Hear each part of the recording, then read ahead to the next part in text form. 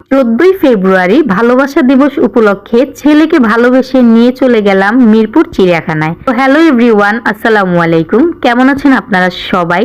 শুরুতেই তার বাবা বাইকটা পার্কিং করে রেখে আসলো অ্যান্ড এখন আমরা চিড়িয়াখানার দিকে যাচ্ছি। বিগত অনেক অনেক বছর পর আমার ছেলের উসিলায় আমি চিড়িয়াখানার দিকে যাচ্ছি। এখন আর এখানে যেতে ইচ্ছে করে না, কারণ একটা সময় ছোটবেলায় অনেক অনেকবার সবার সাথে চিড়িয়াখানায় যাওয়া হতো। এখন ছেলেকে নিয়ে যাচ্ছি, কারণ ছেলেকে সরাসরি পশু পাখি বাস্তবে আর কি দেখানোটা আমার কাছে মনে হলো অনেক বেশি ইম্পর্টেন্ট। ওরা সবসময় ফোনেই দেখে, তো আজকে ভাবলাম যে বাস্তবে ওকে পশু পাখি দেখাই। আর সবচেয়ে মজার বিষয় আমার ছেলের কোনো টিকিট লাগে নাই। দেখেন, আমরা 2টা টিকিট দিয়ে চিড়িয়াখানায় ঢুকলাম। 2 বছরের নিচে কোনো বাচ্চারই টিকিট লাগে না, আবার প্রতিবন্ধীদের জন্য টিকিট ফ্রি।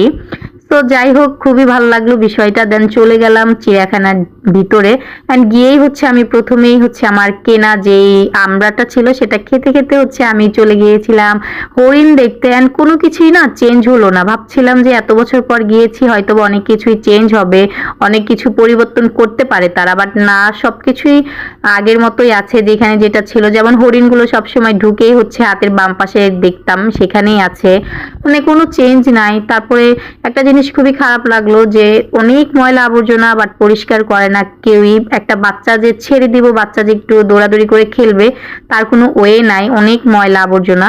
তো যাই হোক, এখানে ছেলেকে বানর দেখাচ্ছিলাম। আর দেখেন, এই বানরের মতো যদি একটু সুখী হইতে পারতাম। দেখেন, একা মানে একা একা বসে বসে দোল খাচ্ছে। দেন ছেলে তার বাবার সাথে থাকতে বেশি পছন্দ করে, যেটা সত্য কথা। তাকে আমি সারাদিনই রাখি, বাট তার বাবা যেদিন বাসায় থাকে বা তাকে ঘুরতে নিয়ে বের হয়, সেদিন সে আমাকে চেনে না অ্যান্ড আমার কোলেও আসতে চায় না। যাক, ভালোই হয়, কোলে নিয়ে হাঁটাহাঁটি করা লাগে না। অ্যান্ড আমার ছেলে তার বাবাকে খুব বেশি ভালোবাসেন। ভালোবাসবে না কেন? আমি যেমন আমার বাবার ভক্ত, আমার ছেলে হুবহু তার বাবার ভক্ত।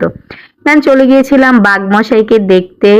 তো গিয়ে দেখলাম যে প্রথমে একটা বাঘ, ভাবছিলাম একটাই, পরে গিয়ে দেখি যে না, আরো 2টা, বাট মোট 3টা বাঘ। 3টার মধ্যে 2টাই ঘুমাচ্ছে, এত পরিমাণ অলস।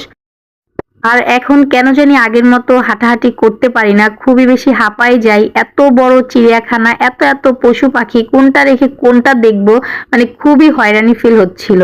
দেন একটু কি বলে গন্ডার দেখছিলাম, আর আমার হাজবেন্ডকে হাসাচ্ছিলাম যে আমি বললাম গন্ডার, আমাকে যাই বলো না কেন আমার কিছুই গায়ে লাগবে না, কারণ আমার চামড়া মোটা। দেন চলে গিয়েছিলাম ময়ূর দেখতে। মাশাল্লাহ, ময়ূরগুলা খুবই চালাক, কারণ এরা জানে যে এদেরকে দেখতে লোকজন আসে। এরা চুপ করে মানে পাখা গুজা দিয়ে বসে থাকে। যখনই লোকজন ওদের দেখতে আসে, তখনই ওরা কি সুন্দর পাখাটা মেলে দেয়, খুবই ভালো লাগে। এরপর অনেক হাঁটাহাঁটির পর এই তো নদীর পাড়ে একটু বসেছিলাম, সেখানেও ছেলে